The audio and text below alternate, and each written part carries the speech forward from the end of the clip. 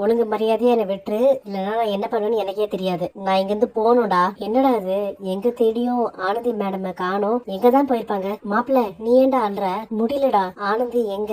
அவளுக்கு என்ன ஆச்சுன்னு நினைக்கிறப்போ என்ன அறியாமலே தானே அழுக வருதுடா. எனக்கு ரொம்ப பயமா இருக்குடா கூட்டி. ஆனந்திக்கு ஏதாச்சும் ஆயிருக்குமாடா? நான் எங்கடா போய் தேடுவேன்? டேய் கொடி, இது ஆனந்தியோட செருப்புடா. ஆனந்தி ஏதோ ஆபத்துல இருக்காங்கன்னு தோணுதுடா. நான் ஆனந்தியோட புருஷனை பத்தி கேள்விப்பட்டிருக்கேன்டா. அவனோட டார்ச்சர் தாங்காம தான் அவங்க டைவர்ஸ் வாங்கினாங்கன்னு எல்லாரும் பேசிக்கிட்டாங்க. ஒருவேளை அவனால ஏதாச்சும் ஆபத்து வந்திருக்குமோன்னு தோணுதுடா. சரி, அன்னைக்கு அவன் நம்ம கடைக்கு வந்தால, அவன் எந்த கார்ல வந்தான்? ஒரு கிரே கலர் கார் மாப்ள. நம்ம சிசிடிவி செக் பண்ணா அந்த காரோட நம்பர் எடுத்துடலாம். என் ஃப்ரெண்ட் கிட்ட போன் பண்ணி இந்த காரு ஸ்ரீபெரும்புத்தூரை தாண்டி எங்கேயாச்சும் போயிருக்கான்னு நான் கேக்குறேன். நான் ஒரு கார் நம்பர் அனுப்புறேன்டா. அந்த காரு ஸ்ரீபெரும்புத்தூர் டோல்கேட் தாண்டி சென்னை போயிருக்கான்னு கொஞ்சம் பார்த்து சொல்லுடா. நான் சிசிடிவியை செக் பண்ணேன்டா. நீ சொன்ன காரு 2 நாளைக்கு முன்னாடி டோல்கேட்டை கிராஸ் பண்ணி காஞ்சிபுரம் ரூட்ல போயிருக்கு. அநேகமா அந்த வண்டி காஞ்சிபுரத்துல தான் இருக்கணும். பைபாஸ்ல இந்த இடத்துல தான் அவனோட கடை இருக்கு. இதுக்குள்ளதான் எங்கேயாச்சும் ஆனந்தி இருக்கணும். என்னாச்சுனே தெரியலையே. ஆனந்தி கிடைச்சிட்டாலான்னு மனோகரனுக்கு போன் பண்ணி கேளுமா. அண்ணன் என்னாச்சுன்னு,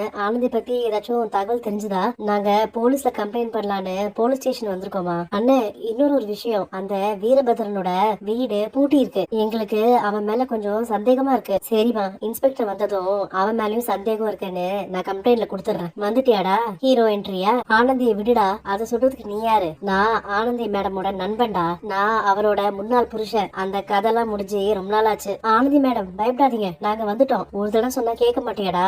இவளுக்கு